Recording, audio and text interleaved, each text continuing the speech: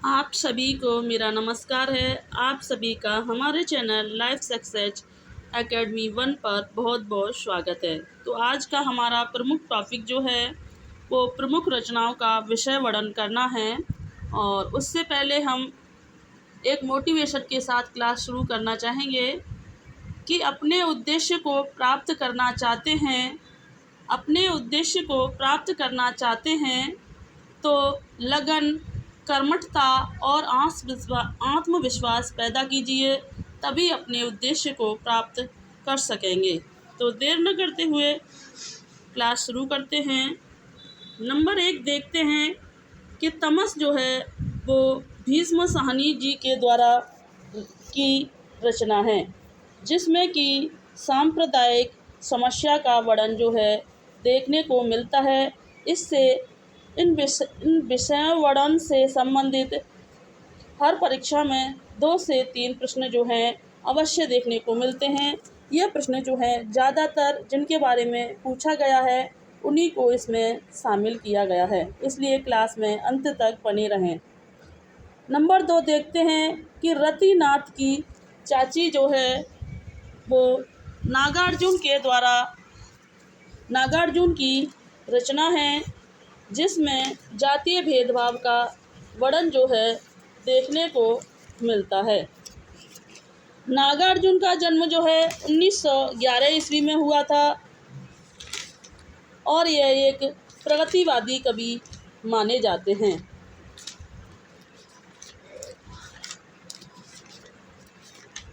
Number 3 देखते हैं कि वरुण के बेटे जो है यह भी नागार्जुन जी की रचना है। इसमें मछुआरों के जीवन का वर्णन जो है देखने को मिलता है। नंबर 4 देखते हैं कि राग दरबारी जो है यह लाल शुक्ल जी की रचना है। इसमें स्वतंत्र भारत के शिवपालगंज ग्रामीण जीवन की मूल्यहीनता का वर्णन जो है इसमें देखने को मिलता है। नंबर 5 देखते हैं कि मेला आंचल जो है वो फणेश्वर नाथ रेणु जी की रचना है, जिसमें मेरीगंज का वर्णन जो है देखने को मिलता है। नंबर 6 देखते हैं कि दीक्षा उपन्यास जो है वो नरेंद्र कोहली जी की रचना है, जिसमें राम कथा का वर्णन किया गया है। किसका? दीक्षा उपन्यास में जो है वो राम कथा का वर्णन किया गया है। नंबर 7 देखते हैं कि श्रृंखला की कड़ियाँ जो हैं वो महादेवी वर्मा जी की रचना हैं। महादेवी वर्मा का जन्म जो है 1907 ईस्वी में हुआ था। महादेवी वर्मा को आधुनिक मीरा के नाम से जाना जाता है और इनको 1982 में यामा रचना के लिए ज्ञानपीठ पुरस्कार भी मिला था। तो श्रृंखला की कड़ियाँ जो रचना में हैं भारतीय नारी की स्थिति का वर्णन किया गया है। नंबर 8 देखते हैं कि मुक्ति पथ जो है उदय शंकर भट्ट की रचना है, जिसमें बुद्ध के जीवन चरित्र का वर्णन देखने को मिलता है। आगे देखते हैं। नंबर 9 देखते हैं कि युगे युगे क्रांति जो है वो विष्णु प्रभाकर की रचना है, जिसमें पीढ़ी संघर्ष का वर्णन दर्शाया गया है। नंबर 10 देखते हैं। कोकार्ड जो है वो जगदीश चंद्र माथुर जी की रचना है, जिसमें प्रभुसत्ता शासन और गरीब शिल्पी की संघर्ष की कथा का वर्णन जो है इसमें देखने को मिलता है। नंबर 11 देखते हैं कि आषाढ़ का एक दिन जो है वो मोहन राकेश की रचना है। किसका है? आषाढ़ का एक दिन मोहन राकेश की रचना है, जिसमें कालिदास के जीवन का वर्णन देखने को मिलता है।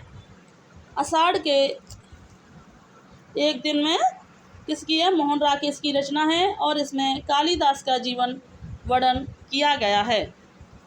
नंबर 12 देखते हैं कि लहरों के राजहंस जो है यह भी मोहन राकेश जी के द्वारा रचित रचना है। इसमें बौद्ध धर्म दीक्षित नंद का वर्णन किया गया है। किसका? इसमें बौद्ध धर्म दीक्षित नंद का वर्णन किया गया है। नंबर 13 देखते हैं, अंधा युग जो है, अंधा युग धर्मवीर भारती के द्वारा रचित रचना है। इसमें जो है महाभारत का वर्णन किया गया है। नंबर 14 देखते हैं कि मेरा परिवार जो है वो एक महादेवी वर्मा की रचना मानी जाती है, जिसमें पशु पक्षियों का वर्णन किया गया है। तो मेरे परिवार में महादेवी जी की रचना में पशु पक्षियों का वर्णन किया गया है, जिसमें कौन कौन से पशु पक्षियों का वर्णन किया गया है, इससे प्रश्न बनता है। और LT ग्रेड 2018 में भी इससे प्रश्न पूछा गया है कि इसमें मोर, गिलहरी, हिरनी, खरगोश, गाय, कुत्ता, नेवला, कुतिया आदि का वर्णन किया गया है, जिसमें मोर को नीलकंठ कहा गया है, गिलहरी को गिल्लू कहा गया है, हिरनी को सोना कहा गया है, खरगोश को दुमुक कहा गया है और गाय को गौरा कहा गया है, कुत्ते को नीलू कहा गया है, नेवले को निक्की कहा गया है और कुतिया को रोजी कहा गया है। नंबर 15 देखते हैं कि पथ के साथी, यहाँ पर टाइपिंग मिस्टेक हुई है, यह पाठ नहीं है, यहाँ पर है पथ। पथ के साथी यह भी रचना महादेवी वर्मा की मानी जाती है। इसमें उनके साथियों का वर्णन जो है देखने को मिलता है। तो पथ के साथी में उनके 7 साथियों का वर्णन देखने को मिलता है, जिसमें जयशंकर प्रसाद। इससे भी प्रश्न बनता है कि पथ के साथी में कौन कौन से कवियों का वर्णन किया गया है और किसका नहीं किया गया है। तो देखते हैं, जयशंकर प्रसाद, सुमित्रानंदन पंत, निराला, सुभद्रा कुमारी चौहान, मैथिली शरण गुप्त, सियाराम शरण गुप्त और रविंद्रनाथ टैगोर। इन कवियों का वर्णन जो है वो पथ के साथी रचना में देखने को मिलता है। आगे देखते हैं, नंबर 16 देखते हैं कि साकेत जो है वो मैथिली शरण गुप्त की रचना है, जिसमें राम कथा का वर्णन किया गया है। साकेत जो है 1931 में रचित रचना है। मैथिली शरण गुप्त का जन्म जो है 1886 में हुआ था। यह एक राष्ट्र कवि माने जाते हैं। राष्ट्र कवि की उपाधि जो है इनको महात्मा गांधी जी के द्वारा दी गई थी और यह राज्यसभा के सदस्य भी रह चुके थे। यशोधरा, जय भारत, पंचवटी आदि जो हैं इनकी रचनाएं मानी जाती हैं। नंबर 17 देखते हैं कि आधे अधूरे जो है यह मोहन राकेश की रचना है, जो कि 1969 में रचित मानी जाती है। आधे अधूरे रचना में जो है मध्य वर्गीय परिवार का वर्णन जो है देखने को मिलता है।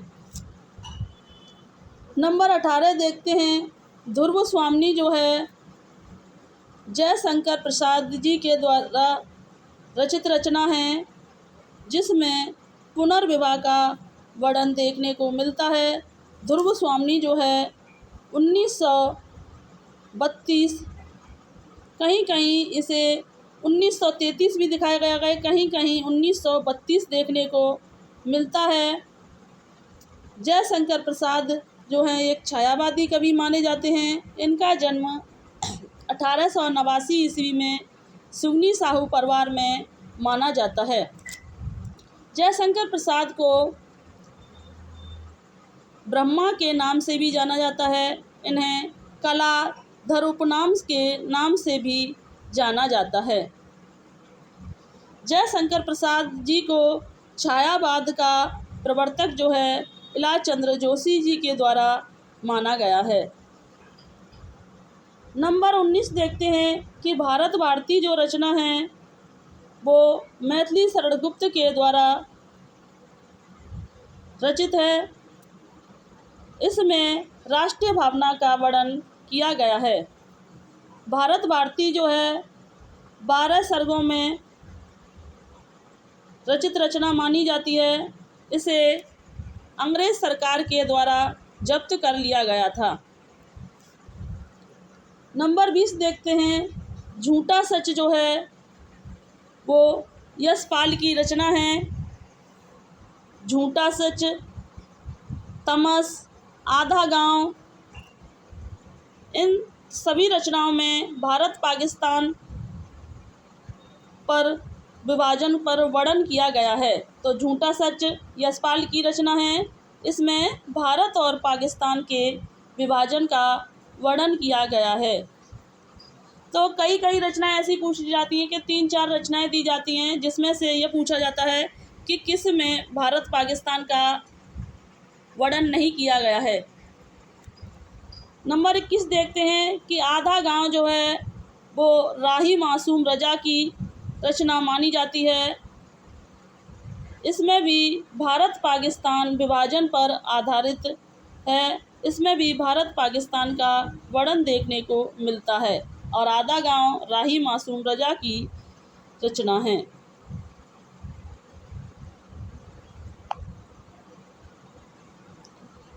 आगे देखते हैं। नंबर 22 देखते हैं कि प्रिय प्रवास जो है अयोध्या सिंह उपाध्याय जी की रचना मानी जाती है।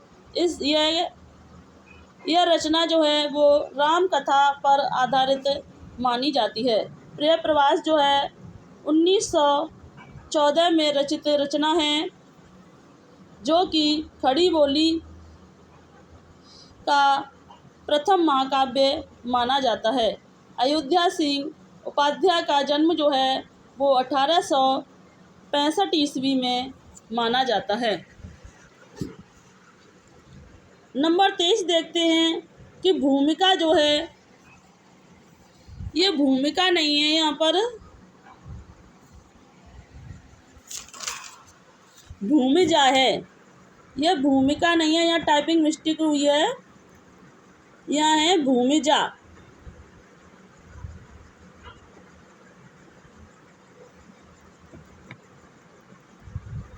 का नहीं है, यहाँ पर जा है, भूमिजा। भूमिजा जो रचना है वो नागार्जुन के द्वारा रचित है। नागार्जुन जो हैं एक प्रगतिवादी कवि माने जाते हैं। नागार्जुन का जो वास्तविक नाम है वो वैद्यनाथ मिश्र माना जाता है और इन्होंने बौद्ध धर्म ग्रहण करने के बाद इनका नाम जो है वो नागार्जुन हो जाता है। और भूमिजा जो रचना में राम कथा का वर्णन जो है देखने को मिलता है। नंबर 24 देखते हैं कि कनुप्रिया जो है वो धर्मवीर भारती की रचना है और कनुप्रिया में राधा कृष्ण का वर्णन देखने को मिलता है। नंबर 25 देखते हैं। राहुल बेल जो है वो रोड़ा कवि की रचना मानी जाती है। राहुल बेल जो हैं 10वीं सदी के कवि माने जाते हैं। इसमें 7 नक्सिक रचनाओं का, नायिकाओं का नहीं है, यहाँ पर टाइपिंग मिस्टेक हुई है, जगह जगह यहाँ पर टाइपिंग मिस्टेक हुई है कि इसमें जो है 7 नक्सिक नायिकाओं का वर्णन जो है देखने को मिलता है। नंबर 26 देखते हैं कि हनुमान बाहुक जो है वो तुलसीदास की रचना है। तुलसीदास जो है राम भक्ति काव्य के कवि हैं। इनका जन्म जो है 1632 में हुआ था। इनके बचपन का नाम राम बोला था। इनके गुरु जो हैं वो रामानंद माने जाते हैं। इन्होंने रामचरितमानस महाकाव्य की रचना संवत 1631 में की थी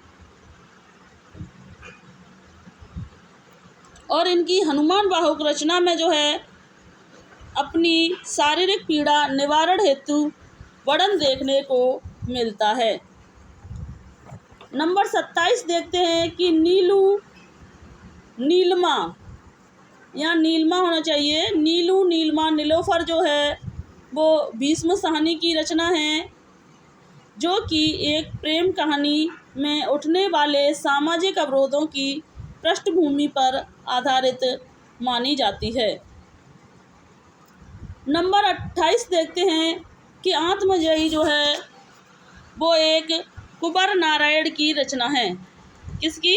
आत्मजयी जो है एक कुंवर नारायण की रचना है, जो कि कंठोपनिषद नचिकेता प्रसंग पर आधारित मानी जाती है।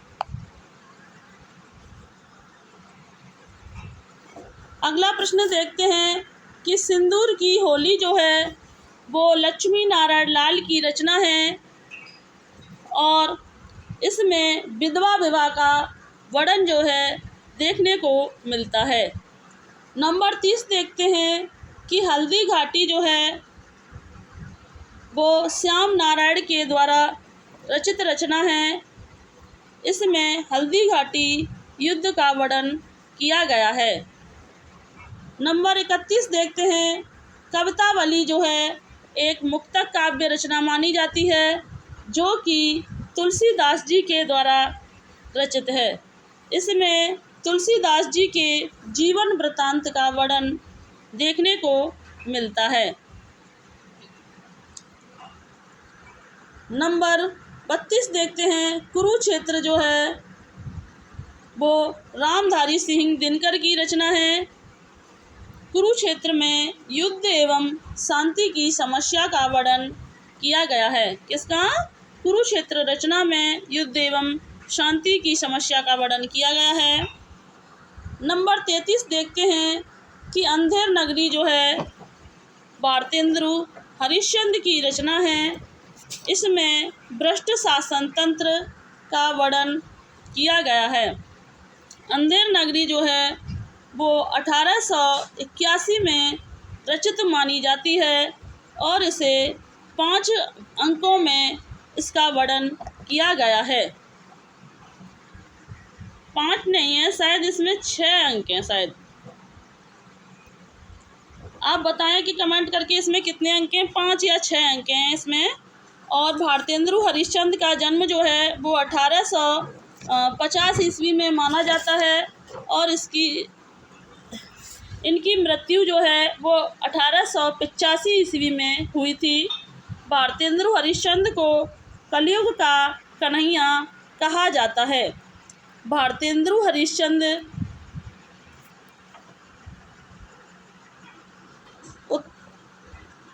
नंबर 34 देखते हैं कि युग नहीं है, यहाँ पर युगे युगे क्रांति है। आज की वीडियो में काफ़ी टाइपिंग मिस्टेक हुई है।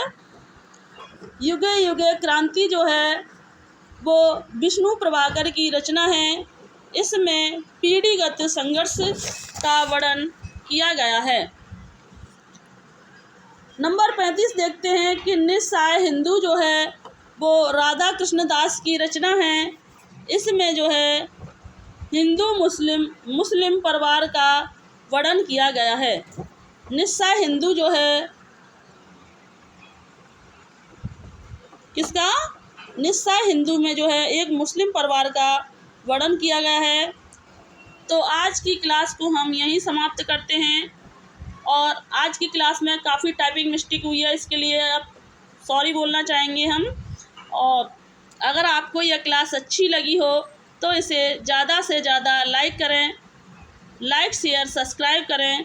Thanks for watching this video. जय हिंद, जय भारत। स्वस्थ रहें, मस्त रहें और अपनी तैयारी में निरंतर लगे रहें।